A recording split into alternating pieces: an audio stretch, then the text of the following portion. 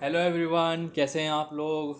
तो आज हम चैप्टर 7 स्टार्ट करने वाले हैं। चैप्टर 7 सिटीजनशिप काफ़ी ज़्यादा इंपॉर्टेंट चैप्टर है और काफ़ी इजी चैप्टर भी है, ज़्यादा हार्ड नहीं है ये। और इसमें हम लोग वही पढ़ने वाले हैं कि कैसे मिलता है, ये है क्या, और इसमें कुछ कुछ एक्ट्स आए हैं वो सब पढ़ेंगे। और इसके पहले मैंने चैप्टर 1 2 3 4 5 6 कंप्लीट करा दिया है, काफ़ी अच्छे से कराया है, तो आप जाके देख सकते हैं। तो ज़्यादा लेट नहीं करते, स्टार्ट करते हैं, ठीक है।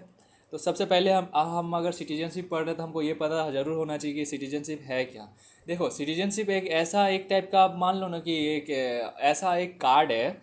ये कार्ड अगर आपके पास हुआ तो आपको काफ़ी सारे प्रिविलेज मिलेंगे जो नॉर्मल लोगों को नहीं मिलेंगे। नॉर्मल मतलब दूसरे बाहर के लोग होंगे ना, तो उसको वो नहीं मिलेगा। प्रिविलेज जो है वो बाहर के लोगों को नहीं मिलेगा। ऐसा क्या क्या प्रिविलेज है जो हम लोग को मिलेगा? जो फंडामेंटल राइट्स पढ़ते हैं, फंडामेंटल राइट्स में से दो तीन को छोड़ के ये हम लोग को सब मिलेगा। नहीं, दो तीन को छोड़ के नहीं, हम लोग को सारा फंडामेंटल राइट्स मिलेगा। बस एक या दो जो है वो नॉर्मल लोगों को भी मिलेगा, मतलब फॉरेनर को भी मिलेगा। ऐसा है, जैसे कि आर्टिकल 14 वो सब चीज़ें वो हम आपको बाद में बताएंगे। फंडामेंटल राइट्स का सारा हम लोग को मिलेगा। फिर डीपीएसपी से रिलेटेड जो भी है, डीपीएसपी से रिलेटेड का मतलब मेरा क्या है, डीपीएसपी से रिलेटेड मतलब गवर्नमेंट कोई अगर पॉलिसीज बनाई, कोई अगर स्कीम्स बनाया, तो उसका फ़ायदा हम लोग को मिलेगा। ऐसा सब कुछ है। हम लोग को पॉलिटिकल राइट्स मिलेगा, हम लोग वोट दे पाएंगे। ये सब चीज़ है जो एक सिटीजन को ही मिलता है, पॉलिटिकल राइट्स। ये सब चीज़ नॉर्मल लोगों को नहीं मिलता है। तो चलिए स्टार्ट करते हैं, ज़्यादा लेट नहीं करते हैं। अब तो काफ़ी ज़्यादा बता दिया, क्या इंपॉर्टेंस है थोड़ा पढ़ के सुना देते हैं। हाँ, तो क्या लिखा हुआ है देखते हैं, रुको। क्या बोल रहा है? Just like other modern nation, India has two kinds of people. जैसे दूसरे नेशंस में होता है, दूसरे कंट्रीज में होता है, एक होता है सिटीजन्स, एक होता है एलियंस। मतलब क्या? एक होता है फुल मेंबर जो वेरीफाइड है, और ये अनवेरीफाइड होगा। या फिर हो सकता है कि वो वीज़ा लेके आए हों, या फिर हो सकता है एनआरआई हो। ऐसे भी हो, जैसा थोड़ी है कि हम लोग ही बाहर एनआरआई बन के जाते हैं। मतलब उन लोग भी हम लोग यहाँ आ सकता है, ऐसा कुछ हो सकता है। तो उन लोग को भी हम लोग एलियंस बुलाएंगे। एलियंस मतलब फॉरेनर्स, एलियंस मतलब नहीं समझ में आ रहा, तो फॉरेनर्स। हाँ, citizens are considered full members of Indian state. Citizens को फुल मेंबर कंसिडर किया जाता है, वो लोग फुल मेंबर है। उन लोग को जितना भी अधिकार राइट्स दिए गए हैं वो सब कुछ मिलेंगे। And all their loyalty to it, और वो उसके प्रति लॉयल भी रहते हैं। They enjoy complete political and civil rights. Political rights मतलब वो वोट दे सकते हैं, वोट दे सकते हैं, वोट कर सकते हैं, वोट में खड़ा हो सकते हैं, रिप्रेजेंटेटिव बन सकते हैं। ये सब कुछ है। सिविल राइट्स, फंडामेंटल राइट्स जो है वो सब कुछ मिलेगा। फ्रीडम मिलेगा, फिर ये प्रोटेक्शन मिलेगा, सब कुछ मिलेगा। गारंटेड अंडर द कॉन्स्टिट्यूशन, जो कॉन्स्टिट्यूशन में जो जो चीज़ गारंटी किया गया है वो सब कुछ मिलेगा। Aliens being national of foreign states. Aliens क्या होता है? वो बाहर दूसरे स्टेट्स के ये होते हैं, सिटीजन्स होते हैं। लैक दिस कंप्लीट राइट्स, उन लोग को ये सब राइट्स नहीं मिलता है। सब कुछ नहीं मिलता है, कुछ कुछ मिलता है, लेकिन सब कुछ नहीं मिलता है। वो कुछ कुछ ये किए जाते हैं, मतलब जो हम लोग को ही मिलेंगे। अब नहीं तो फिर फ़ायदा क्या हम लोग का टैक्स भरने का, अगर हम लोग को अगर उन लोग को भी सब कुछ मिल गया तो। कुछ कुछ इंपॉर्टेंट चीज़ है जिससे कि किसी को अवॉइड नहीं करना चाहिए, वो सब चीज़ दे देते हैं। जैसे क्या क्या है, they are divided into friendly aliens and enemy aliens. पहला बात तो देखो, सिटीजन्स एक होता है और एक होता है एलियंस।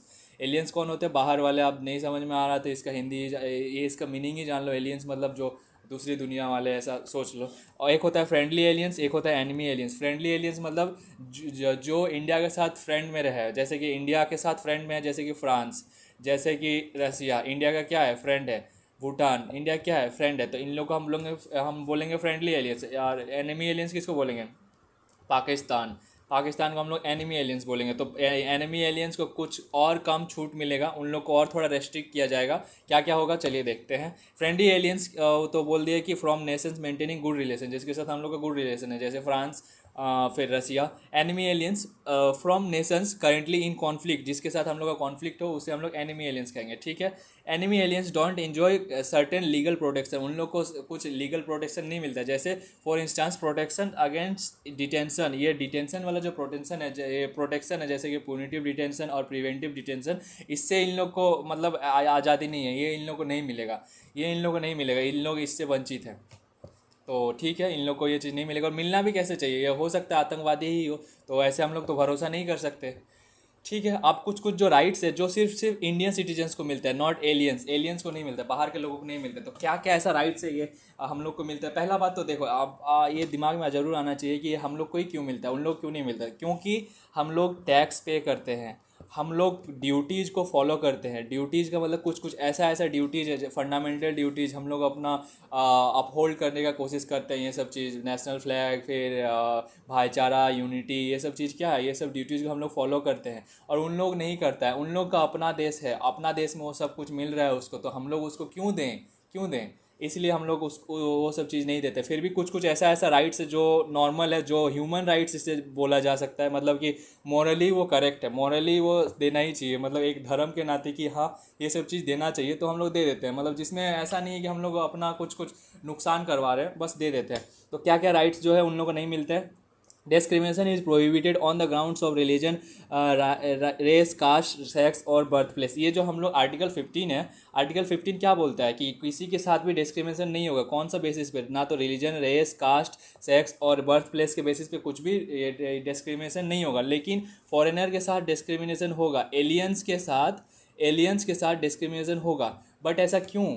देखो, हो सकता है कि सरकार कुछ स्कीम्स लाए जिसमें बोला जाए कि सबको 5,000 रुपये मिलेंगे, चाहे वो किसी भी कास्ट का हो। अकॉर्डिंग टू आर्टिकल 15 बोलेगा किसी भी कास्ट का सबको मिलेगा। लेकिन अब हम उन लोग को क्यों देंगे, उन लोग को क्यों देंगे, उन लोग को हम पैसा क्यों देंगे? हम लोग नहीं देंगे वो उन लोग को पैसा। तो उन लोग को इस चीज़ पे हम लोग ये कर सकते हैं, प्रोहिबिट कर सकते हैं, तो नहीं देंगे। चाहे कोई भी मतलब वो फॉरेनर है तो हम उसको नहीं देंगे। आर्टिकल 14 क्या कहता है? 14 जो है ना, 14 उन लोग को मिलता है। क्यों? ये कहता है rule of law, equality before law कहता है, सॉरी, इक्वलिटी बिफोर लॉ। तो इक्वलिटी बिफोर लॉ का मतलब क्या है? इक्वलिटी बिफोर लॉ का मतलब अगर हम कुछ क्राइम करें या फिर वो कुछ क्राइम करे, सज़ा सेम मिलेगा। मतलब सज़ा सेम मिलेगा, तो इसका मतलब क्या? ये तो कुछ ऐसा है ना, क्राइम करने से रिलेटेड चीज़ है, तो ये तो मिलना ही चाहिए। ये ऐसा ना हो कि कुछ कुछ मॉरल राइट से ऐसा नहीं कर सकते कि उन लोग को ज़्यादा सज़ा सुना दी, ऐसा नहीं कर सकते। तो ठीक है, ये तो था 14 का बात कि 14 क्यों दे रहे हैं। अब आगे देखते हैं 15 क्यों नहीं देना। ये भी मैंने बता दिया कि उन लोग को स्कीम्स का हम लोग क्यों देंगे। हम लोग टैक्स भरते हैं, हम लोग इतना सब कुछ करते हैं, उन लोग थोड़ी हम लोग को टैक्स देता है जो हम लोग उन लोग को देंगे। Equal opportunity in public sector employment is reserve. जो आर्टिकल 16 में इक्वल अपॉर्चुनिटी मिलता है, इक्वल अपॉर्चुनिटी सबको मिलेगा, कोई भी डिस्क्रिमिनेशन नहीं किया जाएगा, सबको इक्वल अपॉर्चुनिटी, मतलब इंडिया का कोई भी सिटीजन हो, सबको जॉब में हिस्सा लेने का ये मिलेगा, मौका मिलेगा। तो ये चीज़ फॉरेनर को नहीं है, फॉरेनर को नहीं है ये चीज़। तो ये क्यों ऐसा किया गया? अरे भाई, उन लोग को अपना देश में तो मिल रहे हैं, हम लोग क्यों दें? हम लोग के इंडिया में इतना सारा 150 करोड़ का आबादी है, हम लोग का इतना सारा है आदमी, हम लोग का खुद का ही काम नहीं हो रहा है, हम उन लोग को तो कहाँ से देंगे? ना तो वो हम लोग का टैक्स भरता है, ना ही कुछ करता है, तो कहाँ क्यों देंगे? ना लॉयल है हम लोग के लिए। Freedom of speech, expression, assembly, association, movement, residence and profession, article 19, ये भी हम लोग नहीं देते। ये क्यों नहीं देते हैं? देखो, अगर हम लोग ये चीज़ दे दिए, हो सकता है उन लोग कुछ गंदा स्पीच दे दे जो हम लोग पीस को डिस्टर्ब कर दे, कुछ ऐसा करे कि एसोसिएशन बना दे, प्रोटेस्ट करने लगे, मूवमेंट करे, तो हम लोग के लिए नुकसानदायक हो सकता है। बाहर का आदमी है हम, और उन लोग को अगर पता चले कि हम लोग को ये राइट मिला हुआ है, तो वो ये उन लोग को अगर पता चल गया कि हम लोग मूवमेंट कर सकते हैं, इसके लिए हम लोग को पुलिस गिरफ्तार नहीं करेगी, तो उन लोग कर देगा, और उन लोग कर लेगा, इसका फ़ायदा उठाएगा, जिससे कि हो सकता है हम लोग का इंटरनल जो पीस है वो ख़राब हो सकता है। तो इसीलिए क्या किया है हम लोगों ने, ये भी चीज़ उन लोग से छीन लिया है। कल्चरल एंड एजुकेशनल राइट्स भी हम लोगों ने उसको नहीं दिया है। क्यों नहीं दिया होगा? हम लोग इंडिया में इतने सारे कल्चर है, थाउजेंड्स ऑफ कल्चर्स तो पहले से हैं, और इतनी इसी को बचाने में हम लोग का कितना हालत ख़राब हो रहा है, तो हम लोग और एक्स्ट्रा बर्डन क्यों लेंगे? उन लोग ना टैक्स दे रहा है, ना कुछ दे रहा है, हम लोग क्यों देंगे? Right to vote in Lok Sabha. अब वोट इन लोकसभा, लोकसभा में वोट का बात कर रहा है, लोकसभा में क्या है, वो कॉमन पीपल वोट करता है, वहाँ पे हम उन लोगों को क्यों देंगे? इंडिया का सिटीजन होगा तब ना देंगे, जब इंडिया में रहता ही नहीं है तो हम क्यों देंगे? ये तो नॉर्मल सा बात है। स्टेट लेजिस्लेटिव असेंबली में हम क्यों देंगे? फिर क्या है, right to stand for parliament और स्टेट लेजिस्लेचर इलेक्शन। इलेक्शन में हम क्यों देंगे? उन लोग सिटीजन ही नहीं है, उन लोग इंडिया में रहता ही नहीं है, इंडिया के प्रति क्यों देंगे? हम उन लोग इंडिया के प्रति लॉयल ही नहीं है। Eligibility for holding top constitutional position, president हम लोग उसको नहीं बना सकते, नहीं बन सकता बाहर का आदमी, वाइस प्रेसिडेंट नहीं बन सकता, गवर्नर नहीं बन सकता, जज ऑफ सुप्रीम कोर्ट नहीं बन सकता, एंड हाई कोर्ट नहीं बन सकता, अटॉर्नी जनरल नहीं बन सकता, एडवोकेट जनरल नहीं बन सकता। ये सब तो हम लोग दे ही नहीं सकते। हो सकता है कि उन लोग कुछ इसका गलत फ़ायदा उठा दे, इस पोजीशन पे जाके बाहर का देश का आदमी कुछ ऐसा कर दे जो हम लोग को, जो हम लोग का गवर्नमेंट को गिराने का काम कर दे। तो इसीलिए तो ये सब चीज़ तो हम लोग बिल्कुल भी नहीं दे सकते। ठीक है, along side these rights citizens must uphold certain responsibilities. तो हम लोग जैसे सिटीजन्स को ये सब चीज़ कुछ कुछ राइट्स मिलता है, इंपॉर्टेंट राइट्स, फंडामेंटल राइट्स, तो सिटीजन्स का भी कुछ कुछ ड्यूटीज़ होता है, रेस्पॉन्सिबिलिटीज़ होता है। तो क्या क्या ड्यूटीज़ होता है? पेइंग टैक्सेस, हम लोग को टैक्स हमेशा पे करना चाहिए, हम लोग का रेस्पॉन्सिबिलिटी है। Respecting the national flag and national anthem, हम लोग को ये नेशनल एंथम और नेशनल फ्लैग को हमेशा रेस्पेक्ट करना चाहिए। डिफेंडिंग द नेशन, हमेशा अपने आप को डिफेंड करना चाहिए, अपने नेशन के प्रति डिफेंड करना चाहिए। कोई अगर गलत बोले तो हमें उसे डिफेंड करना चाहिए कि नहीं, इंडिया अच्छा कंट्री है, इंडिया काफ़ी ज़्यादा अच्छा कंट्री है। ठीक है, आगे देखते हैं। Unlike the USA where only citizens by birth can become the president.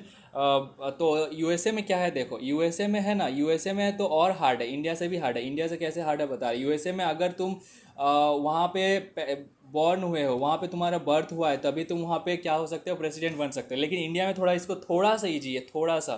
तो इंडिया पे अगर तुम बर्थ हुए हो तो भी आप प्रेसिडेंट बन सकते हो, तो भी बन सकते हो। और आप अगर नेचुरलाइज प्रोसेस से ले लिए सिटीजनशिप, नेचुरलाइज प्रोसेस से सिटीजनशिप लिए, तो भी आप प्रेसिडेंट बन सकते हो। अब ये नेचुरलाइज प्रोसेस क्या है बताएंगे आगे, इसके बारे में अच्छा खासा लंबा लंबा लिखा हुआ है, टॉपिक है पूरा, एकदम पैराग्राफ है, तो हम इसके बारे में बताएंगे। अभी एक्स्ट्रा हो जाएगा, अभी नहीं बताते हैं। तो क्या है, इंडिया वाला थोड़ा सा इजी है, मतलब नेचुरलाइज्ड होके भी कर सकते हो। मतलब कुछ अगर कोई इंसान अगर किसी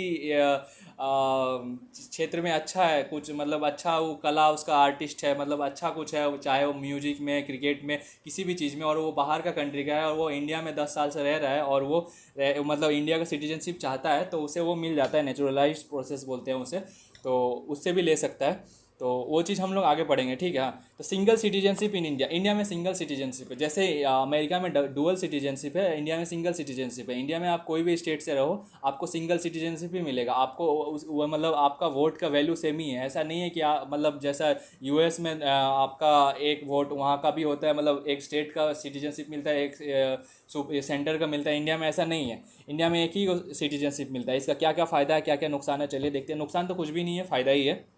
although the Indian constitution follows a federal structure, India का कॉन्स्टिट्यूशन फेडरल स्ट्रक्चर फॉलो करता है, मतलब डुअल गवर्नमेंट, एक सेंटर और एक स्टेट, डुअल गवर्नमेंट फॉलो करता है। It upholds only one citizenship, ये दो को गवर्नमेंट को फॉलो करता है, दो को गवर्नमेंट है, लेकिन इसका सिटीजनशिप एक ही है, दैट ऑफ इंडियन यूनियन, जिसे हम लोग इंडियन यूनियन कहते हैं। इंडियन यूनियन मतलब सेंट्रल लेवल का।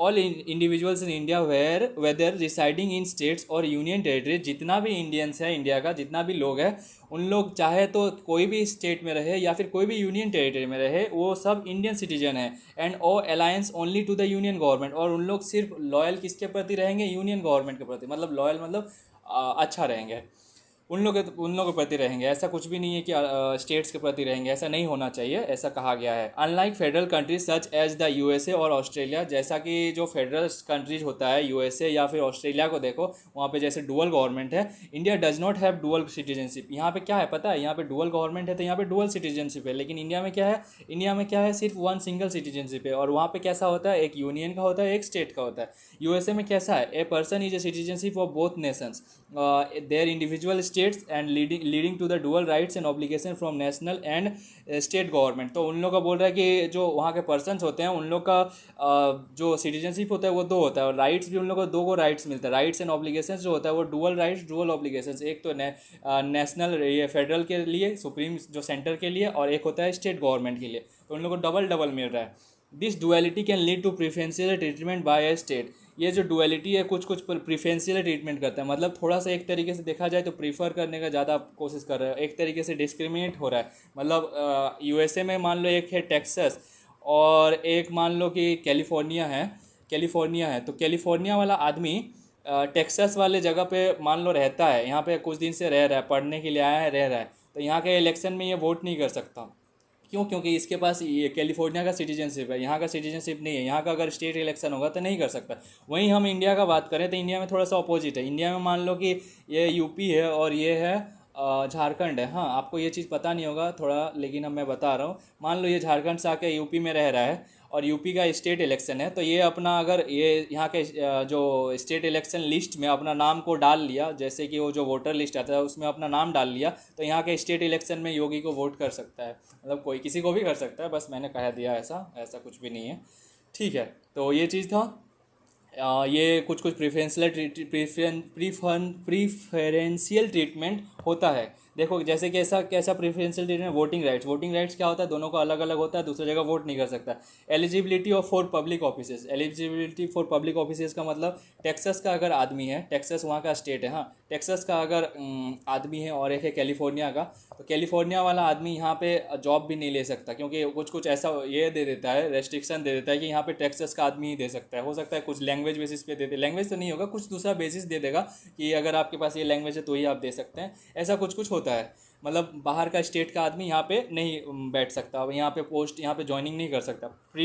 प्रोफेशनल प्रिविलेज है, कुछ कुछ एक्स्ट्रा प्रोफेशनल प्रिविलेज, सेम वही वाला चीज़, प्रोफेशनल प्रिविलेज इन लोगों को कुछ कुछ एक्स्ट्रा एक्स्ट्रा प्रिविलेज दे देगा कि हाँ, कि आप टेक्सास के हैं, आप टेक्सास के हैं, आप कैलिफोर्निया के नहीं हैं, मतलब नहीं ऐसा बोलेगा, आप कैलिफोर्निया के हैं, आप टेक्सास के नहीं हैं। यहाँ पे मान लो कि एक कॉलेज है, हाँ कॉलेज है और दो, मतलब यहाँ पे कॉलेज है और यहाँ पे एक कैलिफोर्निया वाला बच्चा भी पढ़ता है और एक टेक्सास वाला बच्चा भी पढ़ता है। तो टेक्सास वाला बच्चा को ना ये फीस कम देना पड़ेगा, उसको बोल दिया जाएगा कि आपको 20% का डिस्काउंट मिल जाएगा, लेकिन इसको इसको तो देना पड़ेगा पूरा 100%। ऐसा कुछ कुछ प्रोफेशनल प्रिविलेज भी मिलता है। तो ये सब चीज़ था। अब आगे देखते हैं।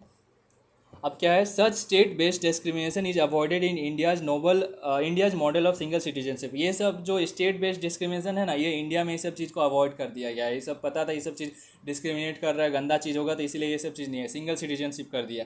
यूनिफॉर्म राइट्स अक्रॉस स्टेट्स, कोई भी राइट्स कोई भी स्टेट्स के हो, आपको सेम राइट्स मिलेगा, सेम राइट्स जो ये आर्टिकल 14 है वो सबको मिलेगा, आर्टिकल 15 है वो सबको मिलेगा, चाहे इंडिया के किसी भी कोने में रहते हो।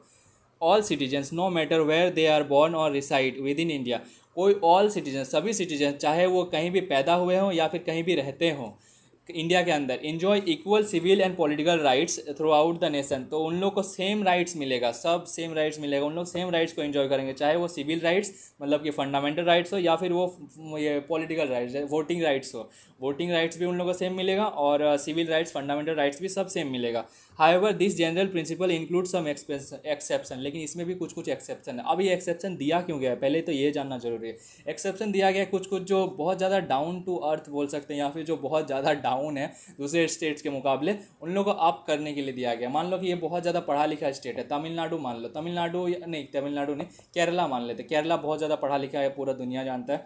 और ये मान लो कि आंध्र प्रदेश है, हाँ आंध्र प्रदेश है, यहाँ के लोग थोड़ा अनपढ़ हैं, तो थोड़ा बोल देगा कि और मान लो यहाँ पे भी काफ़ी अच्छा पोस्ट है, काफ़ी अच्छा पोस्ट है, हाँ अच्छा खासा पोस्ट है यहाँ पे, मतलब अभी पोस्ट है, मतलब अभी पोस्ट खाली है, और यहाँ पे जो पोस्ट था वो सब भर गया है। तो क्या करेगा, केरला का आदमी हो सकता है यहाँ पे आके अपना एडमिशन ये एग्ज़ाम दे और पास कर ले, तो इसीलिए क्या करेगा कि ये ना होने से तो यहाँ के लोग और ज़्यादा डिप्रेस हो जाएंगे, मतलब और ज़्यादा नीचे हो जाएंगे। इसीलिए क्या कर दिया जाता है कि आंध्रा में थोड़ा सा छूट दे दिया जाता है, एक एक्ट पास कर देता है और थोड़ा सा छूट दे दिया जाता है कि मतलब इन लोगों को थोड़ा सा बोल देता है आप कम मार्क्स लाएंगे तो भी आपका काम चल जाएगा, ऐसा करके बोल देता है, और इन लोगों को जनरल कैटेगरी में डाल देगा। तो ऐसा करके कुछ कुछ किया जाता है। ये क्यों किया जाए, ये एम्पावर करने के लिए किया जाता है। तो ये सारे स्टेट्स में नहीं मिलेगा, कुछ कुछ स्टेट्स में ही मिलेगा ये सब चीज़।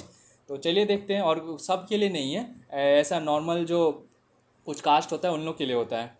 तो exception for equality to equal citizenship rights, जैसे कि right residential based public employment. Residential based का मतलब मान लो आंध्रा में हो तो रेसिडेंस में रहते हो, आंध्रा में रहते हो, तो तुमको आंध्रा वाला चीज़ मिल जाएगा। मान लो कि तुम आंध्रा में पढ़े, मतलब तुम पैदा हुए हो झारखंड में, लेकिन तुम आंध्रा में ही बचपन से पढ़े, बचपन से मतलब मान लो 10th पास कर लिए, 11th पास कर लिए, 12th पास कर लिए, तो तुमको वो एलिजिबिलिटी है, मतलब तुम यहाँ पे वो वाला रिजर्वेशन मिल जाएगा तुमको। क्यों मिल जा रहा है, क्योंकि तुम यहाँ के रेसिडेंट्स बन गए हो, मतलब अब यहाँ पे रहते हो, तो इसीलिए वो चीज़ मिल जाएगा। लोकल्स लोगों को ये चीज़ मिलता है तो मिल जाएगा। Parliament may allow certain post to require residents within a specific state UT और लोकल अथॉरिटी। पार्लियामेंट भी अलाउ कर सकती है किसी पोस्ट के लिए कि आप उसी जगह का को लीजिए, क्योंकि हो सकता है कुछ ऐसा जॉब हो जिसके लिए कि मतलब पास में होना ज़रूरी है, होने से ज़्यादा जल्दी वो कर सके, या फिर कुछ कुछ होता है जो लैंग्वेज बेसिस पे नहीं होता है। मान लो कि तो वेस्ट बंगाल में कुछ जॉब होगा तो बोल देगा कि पार्लियामेंट बोल देगा कि जो लोग को ये बंगाली बोलने आता है उन लोग ही इस एग्ज़ाम में बैठ सकता है, या फिर वो उन लोग ही इस एग्ज़ाम में क्वालिफाई हो जाएगा, तब ये चीज़ हो जाएगा। तब ये क्या हो रहा है, एक तरीके से डिस्क्रिमिनेट हो रहा है, लेकिन क्या है, ये तो कुछ काम के लिए कोई, मतलब इन लोग तो अगर कोई हिंदी बोलने वाला होगा या इंग्लिश बोलने वाला होगा तो यहाँ के लोगों को दिक्कत होगा ना, और हम लोग को तो चाहिए पब्लिक कन्वीनियंस, इसीलिए ये सब चीज़ ज़रूरी है, तो इसीलिए ये सब चीज़ दिया गया। ये सब चीज़ ऐसा नहीं है कि काफ़ी ज़्यादा मतलब हम लोग डिस्क्रिमिनेट कर दे, सब जगह नहीं है ये सब, कुछ कुछ जगह ही है, जैसे गुजरात में भी हो जाएगा गुजराती, उड़िया में उड़ीसा, ऐसा कुछ कुछ जगह है, ऐसा नहीं है। The public employment requirement as to residence act 1957 permitted this for, ये जो एक्ट था, ये एक्ट परमिट करता था। आंध्र प्रदेश को कुछ कुछ एक्स्ट्रा प्रिविलेज मिल गया था, हिमाचल प्रदेश को, मणिपुर को, त्रिपुरा को। कैसा प्रिविलेज? इन लोग यहाँ पे जो रेसिडेंट्स थे, रेसिडेंशियल लोग थे, मतलब यहाँ पे जो लोकल्स जो मतलब रह रहे थे, बाहर से आके रह रहे थे, काफ़ी दिनों से रह रहे थे, उन लोगों के पास सर्टिफिकेट वर्टिफिकेट सब कुछ था, तो उन लोगों को रिजर्वेशन दिया जाएगा, उन लोगों को ज़्यादा प्रीफर किया जाएगा। बाहर के लोग आएंगे तो उन लोगों को थोड़ा कम रिजर्वेशन दिया जाएगा, ये सब चीज़ था। आगे देखते हैं। दिस एक्ट एक्सपायर्ड इन 1974, ये एक्ट 1974 में एक्सपायर हो गया। And now only Andhra and Telangana enjoy such provisional act due to 371D। ठीक है, अब ये बोला जाता है कि ये 1974 में ख़त्म हो गया, अब सिर्फ आंध्रा और तेलंगाना को ही ये वाला प्रोविज़न मिला हुआ है, ये वाला स्पेशल स्टेटस 371D के अकॉर्डिंग ये चीज़ मिला हुआ है। कुछ कुछ जो आप लोगों ने पढ़ा होगा 371 ABCD करके काफ़ी सारे जो स्टेट्स हैं उन लोगों को कुछ कुछ एक्स्ट्रा एक्स्ट्रा प्रिविलेज मिला है, जिसका जिसका नाम है उन लोग को ही ये सब चीज़ मिलता है। ठीक है, आर्टिकल 15 डिस्क्रिमिनेशन ऑन रेसिडेंस। अब देखो जो आर्टिकल 15 है, आर्टिकल 15 में डिस्क्रिमिनेशन नहीं होगा, डिस्क्रिमिनेशन इज बेस्ड, ऐसा करके कहा गया है। आर्टिकल 15 क्या बोलता है कि discrimination is based on religion के बेस्ड पे आप डिस्क्रिमिनेशन नहीं कर सकते, रेस पे बेसिस पे नहीं कर सकते, कास्ट पे नहीं कर सकते, सेक्स पे नहीं कर सकते, बर्थ प्लेस पे नहीं कर सकते। लेकिन रेसिडेंस का बात तो वहाँ पे है ही नहीं, मतलब आप रेसिडेंस के बेसिस पे कर सकते हैं। आर्टिकल बोल रहा है रेसिडेंस के बेसिस पे कर सकते हैं। इसका मतलब साफ साफ कहना चाहता है कि आप लोकल लोगों को बढ़ावा दे सकते हैं। मान लो जमशेदपुर का बात हो रहा है, जमशेदपुर लोग ही बहुत ज़्यादा बुड़बक हैं, और आप ला रहे हो बिहार से एम्प्लॉयर, बिहार से लोगों को आप इकट्ठा करें तो गलत हो जाएगा। वो होने से फिर कहाँ से होगा, इसीलिए रेसिडेंस वाला कर दिया गया। मतलब वहाँ के लोगों को पहले जॉब देने के बारे में सोचा जाएगा, उसके बाद किसी और को देने की कोशिश करेगा। हालांकि ये सब जगह नहीं है, सब जगह नहीं है, मेरा कहना है ये सब जगह नहीं है, कहीं कहीं है, ये कहीं कहीं। This allow states to give concession like fee reduction in education to local residents. तो ये देखो, मैंने कहा था ये हो सकता है जॉब में नहीं हो, किसी और चीज़ में हो। ये देखो, ये जिसमें ये इसने कहा फी रिडक्शन का बात, कोई कॉलेज है वहाँ पे उसको फी रिडक्शन फी मिल जाए। मान लो ये रीम्स का बात करें, रीम्स में कोई बाहर का आएगा उसको ज़्यादा फीस लगे, लेकिन इंडिया का झारखंड का आएगा तो उसको कम फीस लगे, हो सकता है उसको 10,000 लगे, और जो बाहर से आए उसको हो सकता है कि 50,000 लग जाए। एग्जाम्पल के लिए मान लो, मुझे पता नहीं है मेडिकल का, मैंने कभी सुना भी नहीं है। तो ठीक है, ये सब चीज़ था, ये बताया गया। Article 19 protection for scheduled tribes, protection for scheduled tribes, ये क्या बोलता है? ये बोलता है, ये सब चीज़ कुछ कुछ एक्सेप्शन है जो हम बता रहे हैं। मतलब इंडिया में देखो, मैंने कहा कि यूएस जैसा डबल सिटीजनशिप नहीं है, सबके लिए समान बिहेव किया जाएगा। लेकिन जैसे कि आर्टिकल 15 में हम लोगों ने ऐसा किया रेसिडेंस के बेसिस पे, आर्टिकल 19 में देखो कि घूमने का आज़ादी है, बात करने का आज़ादी है, लेकिन कुछ कुछ चीज़ ऐसे हैं जिसमें हम लोग नहीं दे सकते आज़ादी।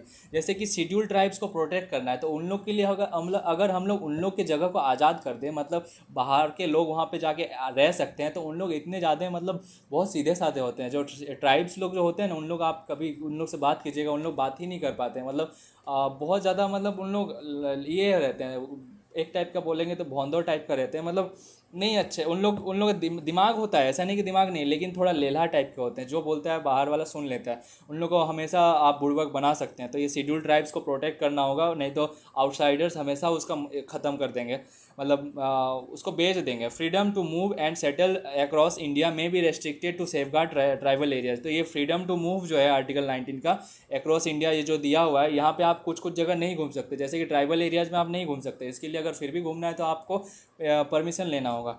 Outsiders may not freely enter और reside in certain scheduled tribes zones. तो आउटसाइडर्स को यहाँ पे अलाउ नहीं किया जाता है। अगर कोई बाहर का आदमी होगा तो उसे अलाउ नहीं किया जाएगा यहाँ पे घूमने के लिए। क्यों नहीं किया जाता? कल्चर प्रिजर्वेशन, उन लोग का हो सकता है कि आप कल्चर को ख़त्म कर दो। कल्चर प्रिजर्वेशन, कल्चर को बचा कर रखें। Safeguarding traditions, protection from economic exploitation, ऐसा हो सकता है। आपको पता है कुछ दिन पहले ना, हम लोग का जो उधर है चांडिल, एक जगह का नाम है चांडिल, हम लोग का जो उधर का जगह है वो भी यही है, क्या बोलते हैं, देखो हम लोग का जो चांडिल जगह है वो, वहाँ पे वो भी एक थोड़ा सा ट्राइबल एरिया जी है। चांडिल वाला जो जगह है वो ट्राइबल एरिया जी, हाँ ट्राइबल एरिया जी है। तो वहाँ के एक गांव में कुछ बाहर से लोग आए थे, बाहर से लोग आए और वहाँ पे दारू पीना स्टार्ट कर दिए, अल्कोहल पी रहे थे, अल्कोहल पी रहे थे। एक गो ऐसा करके झोपड़ी था बना हुआ, वहाँ पे अल्कोहल पी रहे थे, चिकन खा रहे थे। तो उन लोग को क्या किया पता है, उन वहाँ के लोकल लोगों ने बांध के रख लिया, बांध दिया उसको, ऐसा एक खूंटा में बांध दिया और बोला कि नहीं, तुम लोगों ने हम लोग का कल्चर को ख़त्म कर दिया, तुम लोगों ने हम लोग का ये एक मंदिर था हम लोग का, ये ट्रेडिशन को तुम लोगों ने बर्बाद करके रख दिया, कितना बेइज्जती किया तुम इस चीज़ का, तुम लोग को इसके लिए जुर्माना लगेगा। 50,000 रुपया जुर्माना लगा। काफ़ी ज़्यादा मारा इन लोगों को, काफ़ी ज़्यादा मारा गया। और फिर जब पुलिस आई तब इन लोग को बोला 50,000 नहीं 20,000 दे दो और जाओ यहाँ से। तो 20,000 दे के चला गया। आई थिंक 20 या 10,000 दे के इन लोग चला गया। तो ये क्या बात किया जा रहा है, इन लोगों का क्या चीज़ हानि हो रहा है? बाहर से जो लोग आए, आउटसाइडर्स आए, इन लोगों का कल्चर को ख़त्म किया कि नहीं, इन लोगों का आस्था को ठेस पहुँचा, ये सब चीज़। और कैसा कैसा चीज़, ये तो हम एग्जाम्पल दे दिए, अब कैसा कैसा चीज़ होता है हम बता रहे हैं। देखो, जैसे कि एक होता है ग्लोबलाइजेशन, आप लोगों ने पढ़ा होगा ग्लोबलाइजेशन। जब ग्लोबलाइजेशन आया तो ग्लोबलाइजेशन से भी कल्चर प्रिजर्वेशन जो है ना, कल्चर ख़त्म होने लगा, ट्रेडिशन ख़त्म होने लगा। जब ये सब इसमें आया, ग्लोबलाइजेशन में क्या होता है, बाहर के लोग आते हैं, अपना कल्चर लेके आते हैं, या फिर हम लोग का कल्चर अपनाते हैं, लेकिन क्या कर देते हैं, मिक्स कर देते हैं। मिक्स कर देते हैं मतलब जैसे कि छठ का पर्व है, छठ का पर्व में क्या कर देगा, उन लोग बिना फास्टिंग के उन लोग पूजा कर लेगा। हो सकता है कि बिना फास्टिंग के पूजा कर लेगा। और ये भी हो सकता है कि उन लोग कुछ रस्म को ना माने। फिर हो सकता है उन लोग सुबह को जो उन लोग जाती है वहाँ पे, तो वो मतलब ये लेके वो ऐसा करके ना जाए, कुछ दूसरा कर दे। तो हो सकता है कि ऐसे करके धीरे धीरे धीरे धीरे धीरे धीरे क्या करेगा, उन लोग अपना कल्चर को ही ख़त्म कर देगा, मिक्स हो जाएगा, ख़त्म हो जाएगा। तो ये चीज़ से बचने के लिए किया जाता है कि आउटसाइडर्स को मत अलाउ करो, सेफ गार्डिंग ट्रेडिशंस और प्रोटेक्शन फ्रॉम इकोनॉमिक एक्सप्लोटेशंस का मतलब वहाँ के लोग काफ़ी ज़्यादा भोंदाए होते हैं, मतलब तो उन लोग को ईजिली एक्सप्लोइट किया जा सकता है, तो इसीलिए किया गया है। This protection stems from 371D Andhra Pradesh and Telangana and special provisions for north east. ये जो प्रोटेक्शन है ये आंध्र प्रदेश में तो 371D के अकॉर्डिंग मिला है, और यहाँ पे कब कैसे मिला, नॉर्थ ईस्ट के लिए एक्स्ट्रा एक्ट ही बनाया गया है, शेड्यूल 4, आई थिंक शेड्यूल 4 नहीं, शेड्यूल 5। ठीक है। अब जम्मू कश्मीर में भी ऐसे ही कुछ कुछ प्रिविलेज थे, इसके बारे में जान लेते हैं। जम्मू कश्मीर में कैसा प्रिविलेज था, आर्टिकल 35A, उन लोग का तो एक अपना कॉन्स्टिट्यूशन ही था, उसमें कॉन्स्टिट्यूशन में उन लोग का आर्टिकल 35A में ये था, पावर था कि वो डिफाइन करता था कि कौन परमानेंट रेसिडेंट है, वहाँ के कौन परमानेंट रेसिडेंट है, किसको एक्सक्लूसिव राइट मिलेगा, कैसा कैसा राइट्स मिलेगा। जॉब अंडर द स्टेट्स के अंदर ही जॉब, बाहर के लोग उसमें जॉब नहीं कर सकते। एक्वायरिंग प्रॉपर्टी, बाहर के लोग उसमें जॉब, ये बाहर के लोग वहाँ पे प्रॉपर्टी भी एक्वायर नहीं कर सकते, बाहर के लोग, जम्मू कश्मीर के लोग ही प्रॉपर्टी एक्वायर कर सकते थे। Settlement and property settlement and scholarship भी उन लोगों को काफ़ी अच्छा खासा मिलता था, बाहर के लोगों को वहाँ पे नहीं मिलता था। तो ये सब चीज़ें जम्मू कश्मीर में कुछ कुछ ऐसा एक्स्ट्रा प्रोविजंस था। जबकि तो हम लोग देख रहे हैं सिटीजनशिप में सबको हम लोग क्या देख रहे हैं, हम लोग देख रहे हैं सिटीजनशिप में होल इंडिया में आप कहीं भी हो आपको सेम पॉलिटिकल राइट मिलेगा, सेम सिविल राइट मिलेगा। लेकिन ये सब चीज़ क्यों किया जा रहा है, ये सब चीज़ कुछ चीज़ों को प्रिजर्व करने के लिए किया जाता है। कहीं कहीं जो लोग होते हैं वो एकदम ही डाउन रहते हैं, एकदम मतलब माइनस में रहते हैं, उन लोग को उठाने के लिए this special provision was added by, ये जो हम लोग आर्टिकल 370 देख रहे हैं, ये कब ऐड किया गया था, constitution application to Jammu and Kashmir order 1954 under article 370। Article 370 के अंडर ये जो एक्ट था, application of Jammu and to Kashmir, ये 1954 में एक एक्ट आया था, उसके अकॉर्डिंग इसे डाला गया था। ठीक है। इट वाज एब्रोगेटेड इन 2019 में इसे अमित शाह मोदी जी ने इसे हटा दिया by the constitution application to Jammu and Kashmir order 2019 से इसे हटा दिया, ending Jammu Kashmir special status. अब वहाँ पे कोई भी आके ज़मीन खरीद सकता है। Also the Jammu and Kashmir reorganisation act, एक रिओर्गनाइजेशन एक्ट भी आया, जिसके अकॉर्डिंग क्या किया गया, अब जम्मू कश्मीर को जो स्टेट था, स्टेट का जो पावर स्टेट से हटा के इसको क्या बना दिया, यूनियन टेरेटरी बना दिया। और यूनियन टेरेटरी भी कैसा, जम्मू एंड कश्मीर, एक है लद्दाख। ये क्यों किया गया था, क्योंकि पाकिस्तान को मजा चखाना था। पाकिस्तान हमेशा बोलता था कश्मीर हमारा है, कश्मीर हमारा है। ये जो ऐसा करके अरे यार मैं तो भूल गया, ऐसे करके स्टेट था। तो ये मान लो कि इसको ऐसे करके बोलता था कि कश्मीर हमारा है, कश्मीर हमारा है। तो इसको काट दिया, इधर से जम्मू कश्मीर बना दिया, इधर से लद्दाख बना दिया। अब क्या बोलोगे, अब उसको कितना लंबा बोलना पड़ेगा। तो ये चीज़ था। आगे देखते हैं। कुछ कुछ एक्स्ट्रा प्रोविजंस मिला था। अब क्या लिखा हुआ है, national unity through uniformity, national unity बना सकते हैं। ये जो सिटीजनशिप क्यों दिया गया है, सिटीजनशिप ये इसलिए दिया ही गया है कि यूनिफॉर्मिटी बना रहे, यूनिटी बना रहे, यूनिटी इन डाइवर्सिटी। हम लोग पढ़ते हैं ना, इतना सारा डाइवर्स कल्चर फिर भी यूनिटी क्यों बना के रखना है, क्योंकि इससे क्या होगा, भाईचारा होगा। हम लोग यूनिटी इंटीग्रिटी बना के रखेंगे, अच्छे से रहेंगे। तो होने से ज़्यादा अच्छा रहेगा, ज़्यादा अच्छा रहेगा मतलब मिलजुल के रहेंगे, झगड़ा नहीं होगा, सेपरेट स्टेट नहीं बनेगा। फ्रेटर्निटी हो, क्योंकि फ्रेटर्निटी हो इसलिए सिंगल सिटीजनशिप दिए हैं। Inspired by Canada model the constitution of India promote single citizenship and uniform rights to enhance uniform rights मिलता है, चाहे वो इंडिया के कोई भी कोने में हो, चाहे वो जम्मू कश्मीर में हो या फिर कन्याकुमारी में हो। ये क्यों किया जाता है? फ्रेटर्निटी को बढ़ावा देने के लिए। फ्रेटर्निटी मतलब भाईचारा बना रहे सबके बीच में, बोलेगा भाई मेरा भी आर्टिकल 14 है, तेरा भी आर्टिकल 14 है, अगर दोनों मर्डर करेंगे तो दोनों का सेम सज़ा मिलेगा। नेशनल इंटीग्रेशन, नेशनल इंटीग्रेशन मतलब कोई भी ऐसा ना हो कि वो अलगाव पैदा हो, जैसे नक्सलिज्म जैसा कुछ भी ना हो, इंटीग्रेट होके रहे, दिल से रहे सब।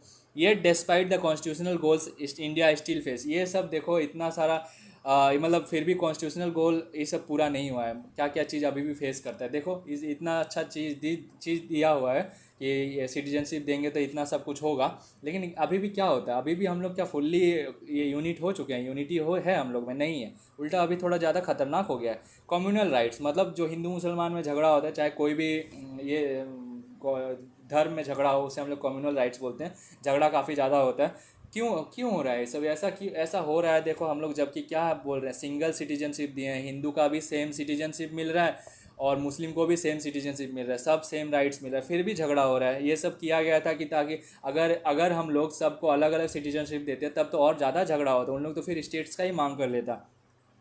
कास्ट बेस्ड कॉन्फ्लिक्ट, कोई बोलता है हम महतो हैं, कोई बोलता है हम ये ब्राह्मण है, ऐसा करके भी झगड़ा होता है। लिंग्विस्टिक टेंशन्स अभी बहुत ज़्यादा ट्रेंड में है, ये ट्रेंड में है ये कैसे ट्रेंड में? कोई बोलता है मराठी बोलो, कोई बोलता है कन्नड़ बोलो, ये सब चीज़ है।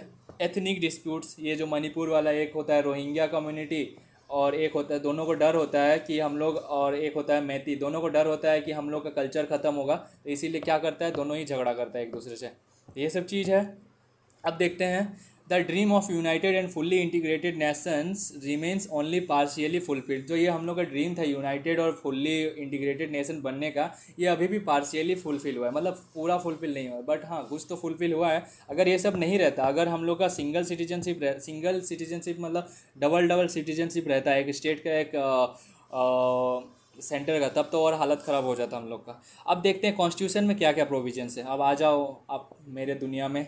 आर्टिकल 5 to 11 स्टार्ट होने वाला है।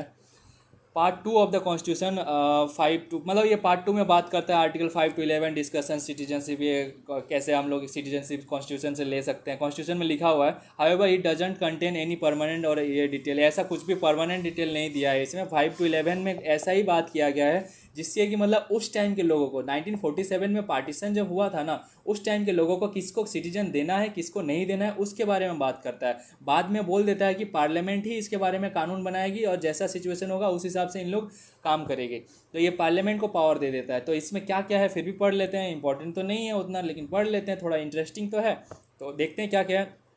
26 जनवरी 1950 तक कैसे कोई सिटीजन लेगा उसके बारे में बात करता है। It only identifies the person who become citizen of India at its commencement on इतना। It does not deal with the problem of acquisition to its commencement. ये एक्वायर कैसे करना है उसके डील, उस पर डील नहीं करता। ये बस बताता है कि 1950 तक आप कैसे मतलब कौन कौन सिटीजनशिप होगा, 1950 तक कौन कौन सिटीजनशिप होगा, 26 जनवरी 1950 तक। ठीक है। Instead it give powers to the parliament. ये किसको पावर देता है? पार्लियामेंट को पावर देता है कि आप कुछ भी इससे रिलेटेड कानून बना लेना, बाद में जैसा सिचुएशन होगा वैसे बना लेना, अभी तो हम लोग को पता ही नहीं है। Using this power parliament enacted citizenship act 1955। तो इस पावर का यूज करते हुए इन लोगों ने एक एक्ट बना दिया जिसमें काफ़ी सारे प्रोविजंस थे, पढ़ेंगे आगे। Which has been amended several times to accommodate evolving scenarios. तो इसे भी बाद में काफ़ी बार अमेंड किया गया, जैसा जैसा सीनेरियो हो रहा था उस हिसाब से, जैसे जैसे हम लोग को लूप होल्स के बारे में पता चल रहा था उस हिसाब से हम लोगों ने इसे अमेंड किया। हु बिकेम सिटीजन ऑन 26 जनवरी 1950। तो 1950 तक कौन कौन सिटीजन्स बना इसके बारे में जानने वाले हैं। As per the constitution the following 4 categories become the citizens. तो ये become the from the constitution in force. हाँ ठीक है, मतलब कॉन्स्टिट्यूशन के अकॉर्डिंग ये 4 तरह के लोग ही इन लोगों में सिटीजनशिप बना, 4 तरह के। हाँ 4 कैटेगरीज, कैसा कैसा देखते हैं। ये है आर्टिकल 5। हाँ, a person residing in India become a citizen. ये सिंपल सा ईजी सा है। अगर आप इंडिया में पैदा हुए हैं तो सिटीजनशिप मिलेगा। अगर आपके पापा या मम्मी पैदा हुए हैं, या मतलब आपके मम्मी पापा पैदा हुए हैं तो आपको सिटीजनशिप मिल जाएगा। अगर आप इंडिया में 5 साल पहले से रह रहे हो, मान लो आपको आप 1945 से रह रहे हो मिनिमम 1944 भी होता तो काम चल जाएगा, इससे पहले का पूरा चलेगा। मिनिमम आप 1945 में रह रहे हो तो आपको सिटीजनशिप मिल जाएगा। अब ऐसा क्यों किया गया, चलिए ये भी देखते हैं। देखो, पहला तो ये जो पहला दूसरा ये काफ़ी इजी है। इजी है मतलब ये नॉर्मल है, ये कि अगर आप पैदा हुए तो वहाँ पे मिल जाएगा। ये नॉर्मल है कि अगर आप 1950 से 1950 तक अगर आप पैदा हो गए तो आपको सिटीजनशिप मिल जाएगा, ठीक है। ये बोला गया कि अगर आपके बच्चे पैदा मतलब आपके माता पिता वहाँ पैदा हुए हैं तो भी हो जाएगा, ये भी सही है, इजी है। ये वाला बात देखो, ये जो बोला कि आप 5 साल पहले, ये दिया क्यों गया था, इसके पीछे कुछ रीजन था। जैसे कि एनी बेसेंट, एनी बेसेंट क्या थी, ये वो बाहर की थी। एनी बेसेंट बाहर की थी, आयरिश थी, वो आयरिश आयरलैंड की थी। अगर वो चाहती तो वो सिटीजनशिप ले सकती थी, क्योंकि उन्होंने काफ़ी अच्छा काम किया है इंडिया में, तो वो चाहती तो वो ले सकती। तो इन लोगों को ऐसे लोगों को सिटीजनशिप कॉन्स्टिट्यूशनली दिया जाए, इसके लिए हम लोगों ने क्या किया कि एक ऐसा प्रोविज़न ही बना दिया कि 5 साल पहले से अगर कोई रह रहा है तो उन लोग सिटीजनशिप ले सकता है, ठीक है। और ये सब तो नॉर्मल है कि कोई पैदा होगा या फिर उसके माता पिता होंगे तो वो हो सकता है। इस चीज़ को आप ध्यान रखिए। ये जो सेकंड वाला है, parents was born in India, मतलब अगर आपको भी सिटीजनशिप मिलेगा अगर आपके माँ पापा इंडिया में पैदा हुए हैं तो। इसको आप थोड़ा याद रखिए। आर्टिकल 5 भी, इसको मैं एक जगह से कंपेयर करूँगा तो फिर मैं पूछूंगा कि ये इसमें और उसमें क्या डिफरेंस है। हाँ, ये क्या बोल रहा है आर्टिकल 5, अगर आपके माता पिता भी आपके ये अगर आपके माता पिता इंडिया में पैदा हुए हैं तो भी आपको सिटीजनशिप मिल जाएगा। कब तक, 1950 तक का बात कर रहे हैं। हाँ, 1950 तक में आप अगर पैदा हो गए और बोला जाता है कि आपके माता पिता अगर इंडिया में पैदा हुए हैं तो आपको सिटीजनशिप मिल जाएगा। देखते हैं ए पर्सन, अब ये है आर्टिकल 6। हाँ, आर्टिकल 6 क्या बोलते हैं, a person migrating from Pakistan become an Indian citizen. अगर कोई पाकिस्तानी इंडिया में आए तो उसको भी सिटीजनशिप मिलेगा। देखो इसके बारे में क्या कह रहे हैं, एकदम अच्छे से बताते हैं। देखो बात है, नहीं बात टाइम का बात नहीं करते हैं। देखो एक मैप बनाते हैं पहले, थोड़ा गंदा होगा, कोई टेंशन नहीं लेना, आपको समझने से दिक्कत, समझने से मतलब है, बाकी कुछ नहीं। ये है पाकिस्तान। हाँ, पाकिस्तान है। तो पार्टीशन हम लोग कब हुआ था, 1947 में हुआ था। वैसे तो 3 जून में हुआ था, ठीक है, 3 जून 9। इसके पहले क्या था, इसके पहले अगर हम बात करें, इसके पहले तो ये वाला लाइन नहीं था, नहीं था ना, नहीं था। तो आर्टिकल 7, आर्टिकल 6 ही है ना, हाँ, 5 के बाद 6, आर्टिकल 6 यही चीज़ के बारे में बात करता है कि और रुको, आर्टिकल 6 किस चीज़ के बारे में बात करते हैं, बता रहे हैं। रुको, पहले हमको लोग बना दे। ये जो पॉइंट है ये सब लोग हैं, इंडिया के लोग मतलब ये तो पूरा अनडिवाइडेड इंडिया है, अभी पार्टीशन हुआ नहीं है। हर जगह इंडिया के लोग हैं, अभी पार्टीशन हुआ नहीं है, पाकिस्तान बना नहीं है। तो आर्टिकल 6 बात करता है कि अगर इस जगह से कोई इंडिया आना चाहेगा तो वो आर्टिकल 6 के अकॉर्डिंग आ सकता है। इस जगह से कोई आना चाहेगा तो वो आर्टिकल 6 के अकॉर्डिंग आ सकता है। तो ऐसा थोड़ी है कि ये कभी भी आ सकता है। इसके लिए भी एक डेट फिक्स कर दिया, बोला मतलब इन लोगों को ध्यान में है, 19 जुलाई 1948। अगर इसके पहले कोई आया इंडिया तो वो बिना परमिट के उसको सिटीजनशिप मिल जाएगा। लेकिन अगर देखो 1 साल हो चुका है इंडिपेंडेंस को, 15 अगस्त 1947 को हो चुका है, तो अगर इसके बाद कोई आ रहा है तो उसको ये एक परमिट सिस्टम, एक परमिट लेना होगा। परमिट का मतलब क्या, एक एप्लीकेशन फॉर्म भरेगा, वो देगा, और वो एप्लीकेशन फॉर्म कब अप्रूव होगा, 6 महीने बाद अप्रूव होगा। मतलब बेसिकली कहा जाए तो 6 मंथ्स के बाद होगा। क्यों किया जा रहा है, क्योंकि उन लोग देख रहा है कि फिर से सिटीजनशिप लेके वहाँ ना चला जाए, ऐसा कुछ भी दिक्कत ना हो। तो इसलिए क्या किया गया, एक परमिट सिस्टम बनाया जिसको करने में 6 महीने टाइम भी दिया गया। उसके साथ साथ 6 महीने टाइम इसलिए भी था क्योंकि उस टाइम पे जो है बहुत सारा काम था। तो इन लोग को परमिट सिस्टम अगर सबका सिटीजनशिप भी बनाते रहेगा तो फिर दूसरा काम कैसे करेगा, तो लेट भी होगा। तो ये चीज़ था, ठीक है। मैप को डिलीट नहीं करते हैं, अभी काम है इसमें, ठीक है। ये हो गया एक ये सिस्टम था 19 जुलाई 1948। इसमें क्या कहा गया, पाकिस्तान से कोई अगर 19 जुलाई के पहले आया तो कोई भी परमिट सिस्टम का ज़रूरत नहीं है। और अगर 19 जुलाई 1948 के बाद आया तो उसे एक परमिट बनाना होगा, जिसे बनाने में 6 मंथ्स टाइम लगेगा। और ये कौन है, पाकिस्तान के लोग हैं, पाकिस्तान के लोग नहीं है। मतलब उस टाइम पे लाहौर में मान लो रहते थे, लाहौर भी पहले इंडिया का पार्ट था, लाहौर में रहते थे और उन लोग इंडिया में आना चाहेंगे तो आ सकते हैं, ठीक है। अब देखते हैं आर्टिकल 7। आर्टिकल 7 किस चीज़ का बात करता है, देखो इसको हटा ही देते हैं, फिर से हम बनाना ही पड़ेगा। ये तो ठीक है, person migrating from Pakistan become an Indian citizenship, अगर पाकिस्तान से माइग्रेट होगा तो वो इंडियन सिटीजनशिप मिल जाएगा। He or their parents grandparents were born in undivided India. अगर उसके माता पिता, अनडिवाइडेड इंडिया का मतलब ही क्या हो रहा है, वो जब लाहौर उस टाइम पे तो इंडिया का ही पार्ट था ना वो, या फिर उसके माता पिता अनडिवाइडेड इंडिया में यहाँ पे पैदा हुए हैं तो हो सकता है। इंटर अगर वो 19 जुलाई ये 1948 के पहले इंटर कर गए तो उसको आराम से मिल जाएगा, या फिर अगर बाद में आए तो उसको एक रजिस्टर करना होगा परमिट सिस्टम। तो 19 जुलाई को ही एक परमिट सिस्टम ये किया गया, स्टार्ट हुआ परमिट सिस्टम 19 जुलाई को। हाँ, a person who migrated from Pakistan after March 1947 but later return to India for resettlement became a citizen to it. अब देखो ये है भूला भटका वाला चीज़। भूला भटका वाला क्यों कह रहे हैं, देखो पहले तो मेरे को मैप बनाने दो, थोड़ा गंदा बनेगा लेकिन कोई दिक्कत नहीं है।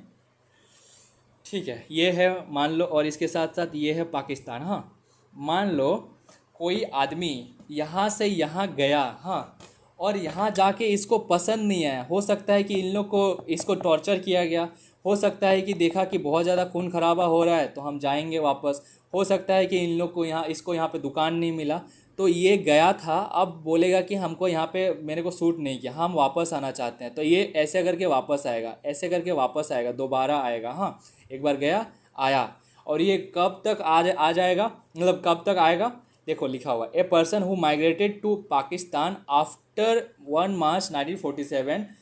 तो अगर वो गया है, माइग्रेट होके गया है इंडिया से वो कब गया है, 1 मार्च 1947 के बाद गया है, बाद, और फिर बाद में वापस आ जाता है, कब तक, 1950 तक वापस आ जाता है, तब वो आगे भी है, वो बाद में हम एक्ट में पढ़ाएंगे ये इस चीज़ के बारे में, टेंशन मत लीजिए। तो वो मान लो अभी बस इतना ही मान के रखो कि कोई आदमी है वो अगर 1 मार्च 1947 के बाद पाकिस्तान जाता है, फिर पाकिस्तान में देखता है इतना सारा जैसा सोचा दुनिया था वैसा तो कुछ भी नहीं है, तो वापस घूम के आता है, तो वो आर्टिकल ये जो कितना है 567, वो यार 5 6 7 के अकॉर्डिंग वो आ सकता है इंडिया, 7 के अकॉर्डिंग वो आ सकता है। इसमें भी उसको एक परमिट सिस्टम लगेगा, परमिट मतलब वो रजिस्टर करना होगा उसको, फिर 6 महीना टाइम लगेगा, वो सेम सिस्टम है उसमें। तो वही वाला चीज़ है, समझ में आया, आ जाना चाहिए, अभी तक काफ़ी ज़्यादा स्लो पढ़ा रहे हैं हम इसलिए। तो he see lived in India for 6 month, उसे 6 महीने रहना होगा, उसके बाद ही वो रजिस्टर कर सकती है। Covers migration post partition but before constitutional enforcement, वही चीज़ कहा कि 1 मार्च 1947 से लेके बिफोर कॉन्स्टिट्यूशनल इन्फोर्समेंट 26 जनवरी 1950 तक के लोगों को ऐसे करके किया जा रहा था। ठीक है, इसके बाद आगे भी ऐसे ही कुछ कुछ है, वो हम बाद में बताते हैं। हाँ, ठीक है, अब आगे क्या लिखा हुआ है, a person residing abroad become a citizen. अगर कोई आदमी बाहर रहता है तो उसको भी सिटीजन बनाया जा सकता है। तो ऐसा ये वाला चीज़ को क्यों लाया गया, सोचो। तो देखो ऐसा थोड़ी था कि इंडिया में ही हम लोग के इंडियन जो फ्रीडम स्ट्रगल थे इंडिया में ही प्रोटेस्ट कर रहे थे, कुछ कुछ तो कनाडा में भी कर रहे थे, कुछ कुछ यूएसए में कर रहे थे। तो आप लोगों ने गदर आंदोलन का बारे में पढ़ा ही होगा, नहीं पढ़ा है तो सुभाष चंद्र बोस, मान लो सुभाष चंद्र बोस का शादी हुआ होता, मान लो उसका एक सन होता, बच्चा होता, वो तो जापान में रहते थे, वो बच्चा जापान में पैदा हुआ होता, और फिर अगर वो बोलता कि हाँ मेरा बेटा को भी सिटीजनशिप दो, हम इतना काम किए हैं इंडिया में इतना काम किए हैं, इंडिया के लिए इतना खून बहाए हैं, मेरे बच्चे को भी सिटीजनशिप दो।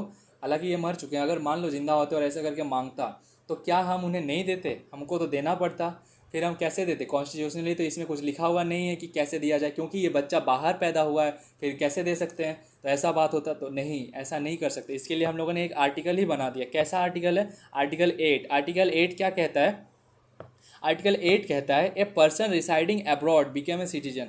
अगर कोई पर्सन बाहर रहता है, वो जो सुभाष चंद्र बोस का बेटा बाहर रहता है, वो भी सिटीजन बन सकता है अगर ही इसी और parents grandparents was born on undivided India. Subhash Chandra Bose undivided India में पैदा हुए हों, हाँ हुए हैं, पार्टीशन से पहले ही हुए हैं।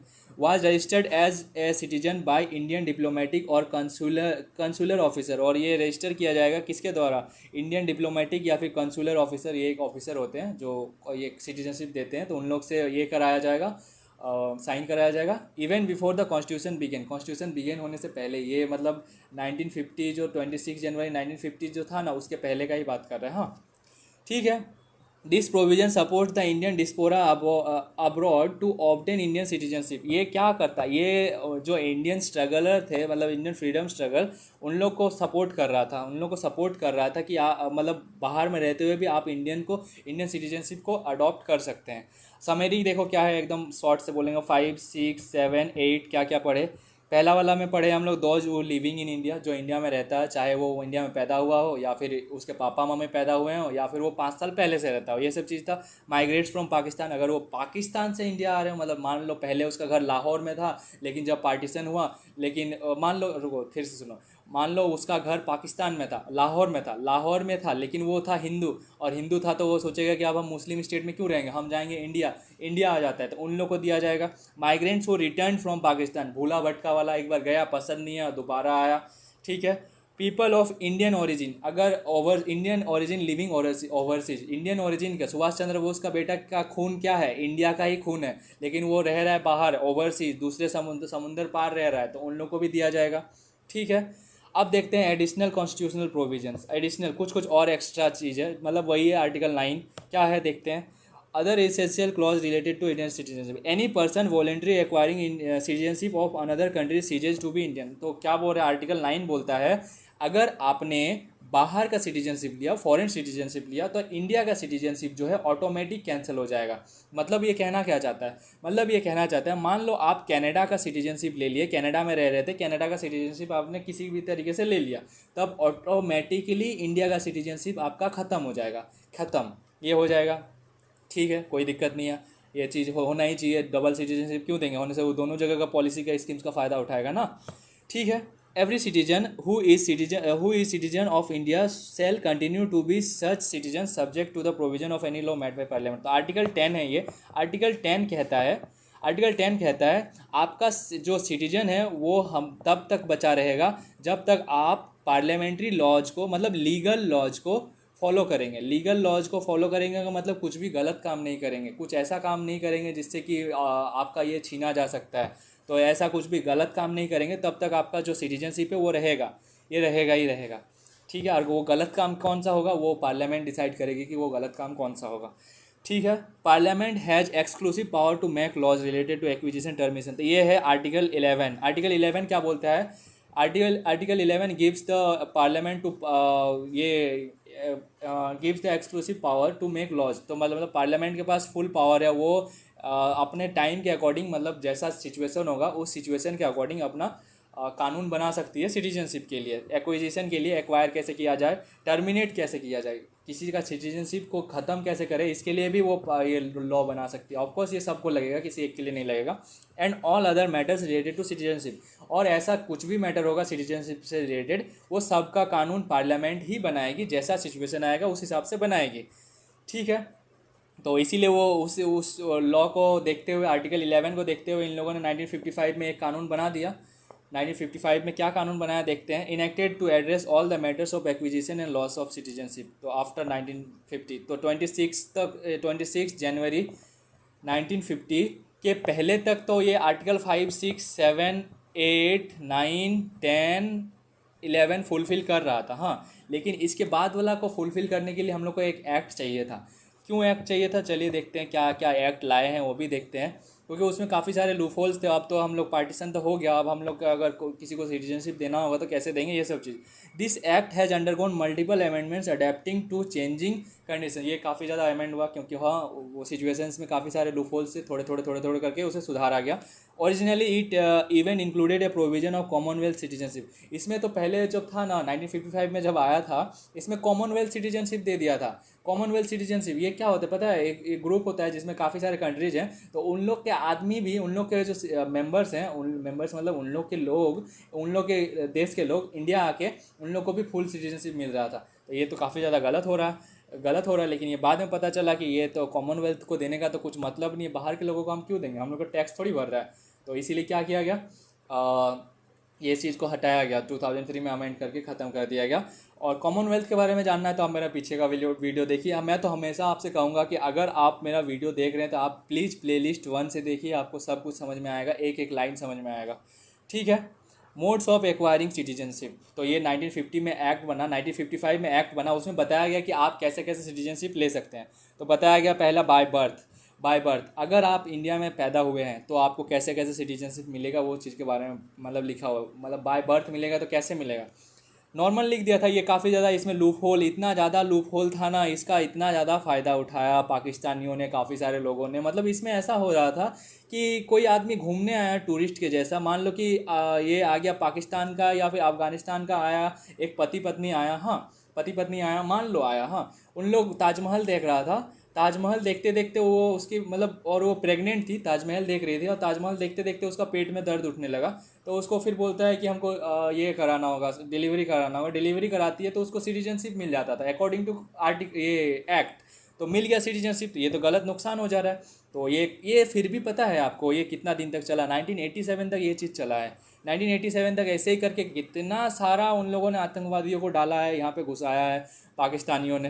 तो 1950 से 1987 तक ये वाला सिस्टम था, कोई भी आओ, ये मतलब लड़का लड़की कोई भी हो, मतलब आओ, और इंडिया में अगर मतलब बच्चा पैदा हुआ तेरा, मतलब इंडिया में किसी भी बच्चा का पैदा होना, इंडिया में किसी भी बच्चा का पैदा होना, बेबी अगर पैदा हुआ तो वो इंडिया का सिटीजनशिप लिया, चाहे वो कहीं भी रहता हो, चाहे वो अमेरिका में रहता हो, कहीं भी रहता हो, उसको सिटीजनशिप मिल जाता था, ऑटोमेटिकली सिटीजनशिप मिल जाता था। काफ़ी ज़्यादा लूप होल था इसमें, इसका एनिमी कंट्रीज़ ने काफ़ी ज़्यादा फ़ायदा उठाया।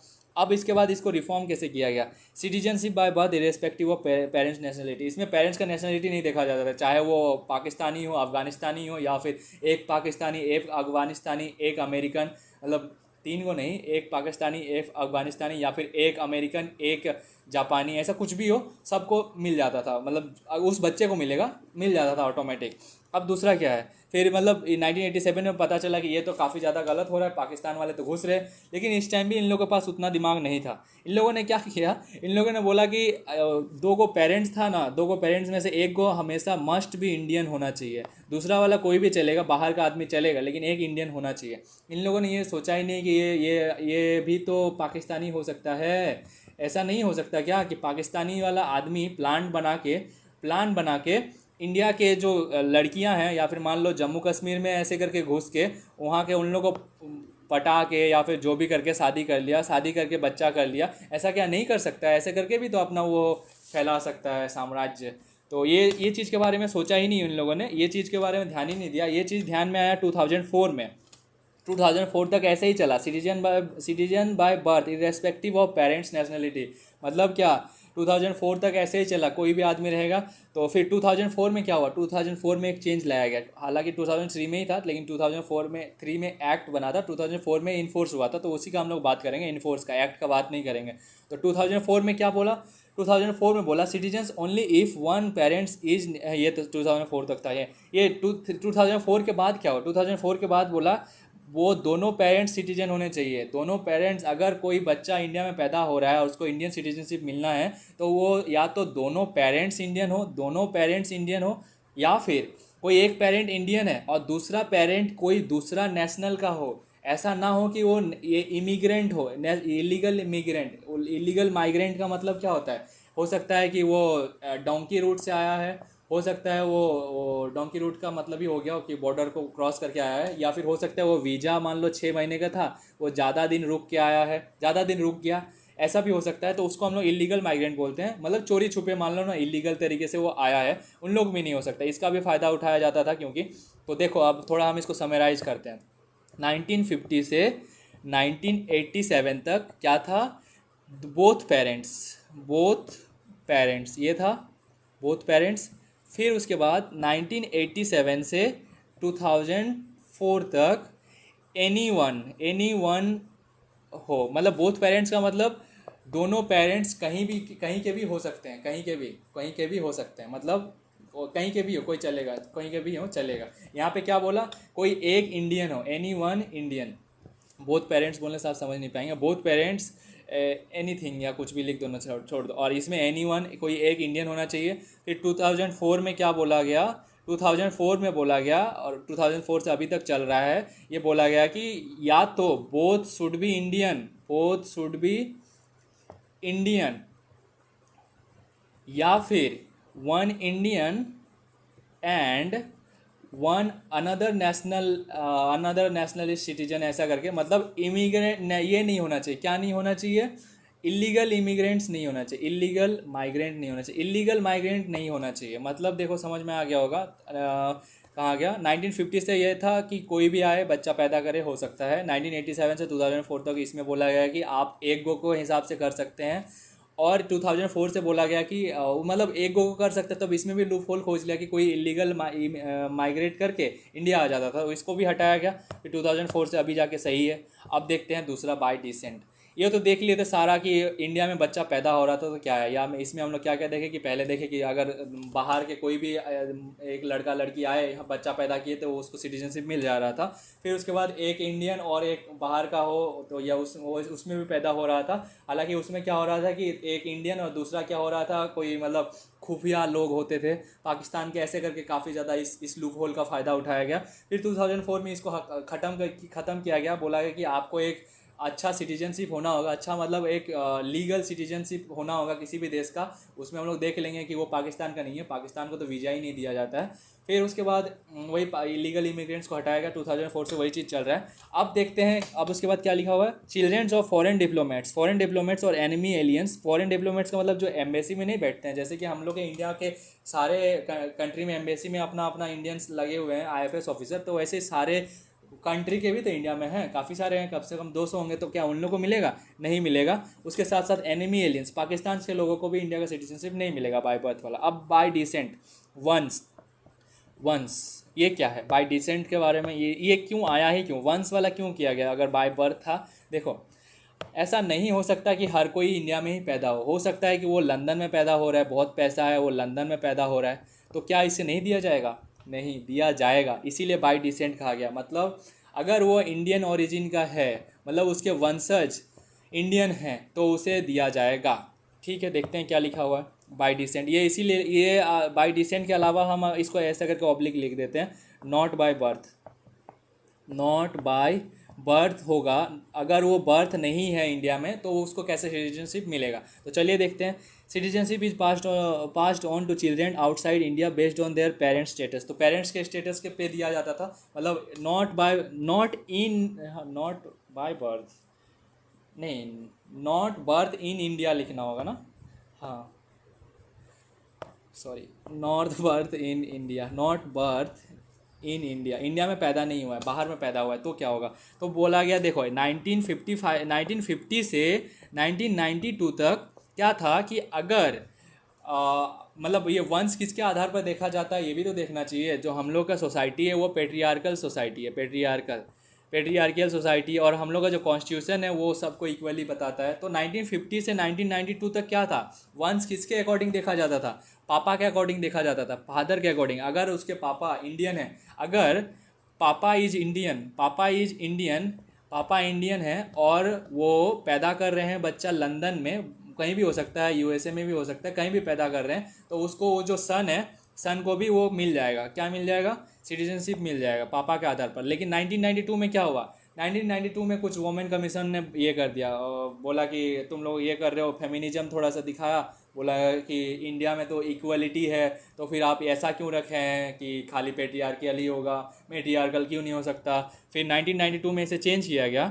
1992 में इसे चेंज करके क्या बोल दिया गया? देखो देखो क्या लिखा हुआ है।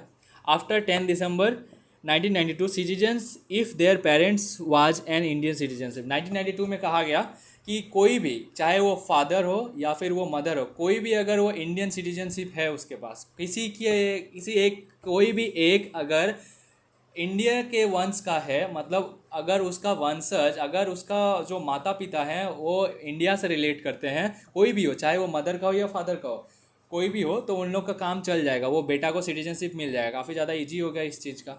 तो फिर इसके बाद और क्या गया, और क्या किया गया? आफ्टर 3 मंथ 3 दिसंबर 2004। तो इसका बहुत ज़्यादा गलत फ़ायदा उठ रहा था, क्योंकि कुछ कुछ जो लोग थे वो डुअल सिटीजनशिप ले रहे थे। डुअल सिटीजनशिप मतलब वहाँ का भी ले रहे थे, इंडिया का भी ले रहे थे।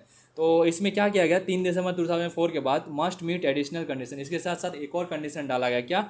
Birth must be registered at Indian consulate with in 1 year. बोला गया मान लो एक एग्जांपल काफ़ी ज़्यादा दिया जाता है, वही वाला हम भी दे रहे हैं। वो जो सैफ अली खान है, सैफ अली खान और करीना कपूर, सैफ अली खान और करीना कपूर ये दोनों इंडियंस, इन लोग इंडियंस हैं, लेकिन इन लोगों ने बच्चा पैदा किया था लंदन में। लंदन में पैदा किया, तो इन लोगों को बोल रहा था क्या इन लोगों को सिटीजनशिप मिलेगा? ऑफ कोर्स मिलेगा। तो हो सकता है इन लोगों का दो को सिटीजनशिप रख ले, तो इसलिए क्या किया गया कि करीना कपूर ये जो सैफ अली खान है उन लोगों को कहा गया कि अगर आपके बच्चे को इंडियन सिटीजनशिप देना है तो इंडिया में आपको 1 साल के अंदर विद इन 1 ईयर आपको यहाँ पे रजिस्टर करके क्या बोलेगा कि बोलेगा देखिए जो मेरा बच्चा है वो बाहर का सिटीजनशिप नहीं लिया है, तो आप यहाँ पे इंडियन सिटीजनशिप दे दीजिए इसको, ये चीज़ बताएगा और तब जाके उसे इंडिया का सिटीजनशिप मिल जाएगा। देखते हैं आगे क्या लिखा हुआ है। ठीक है, must central government if delayed, और अगर डिले हो गया तो आप सेंट्रल गवर्नमेंट से बात कीजिए तब हो जाएगा, नहीं तो 1 साल के अंदर आप कर सकते हैं। ऐसा नहीं है अगर लेट हो गया तो दिक्कत है, सेंट्रल गवर्नमेंट से बात करो, थोड़ा सा दिक्कत होगा, इंडिया में है तो घूस तूस होगा और क्या।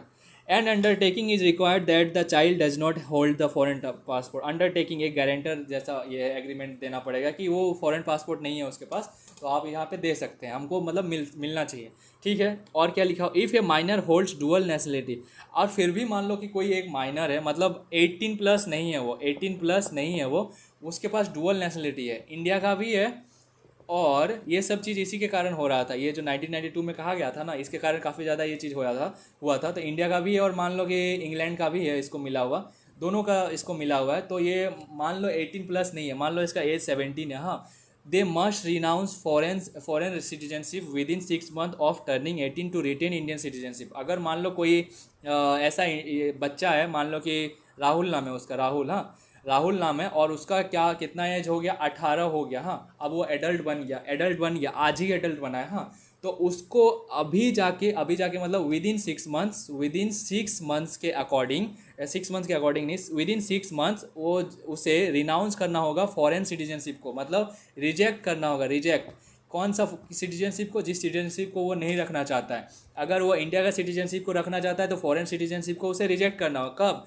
18 साल होते ही, 18 साल हो गया, मान लो 18 साल आज हुआ टुडे, तो आज से 6 महीने के अंदर 6 मंथ, विद इन 6 मंथ उसे फॉरेन सिटीजनशिप को हटाना पड़ेगा, ख़त्म करना पड़ेगा कि नहीं ये वाला सिटीजनशिप अब नहीं है मेरे पास, तो आप मुझे इंडियन सिटीजनशिप दे सकते हैं, नहीं तो क्या होगा, ऑटोमेटिकली उसका सिटीजनशिप ख़त्म हो जाएगा।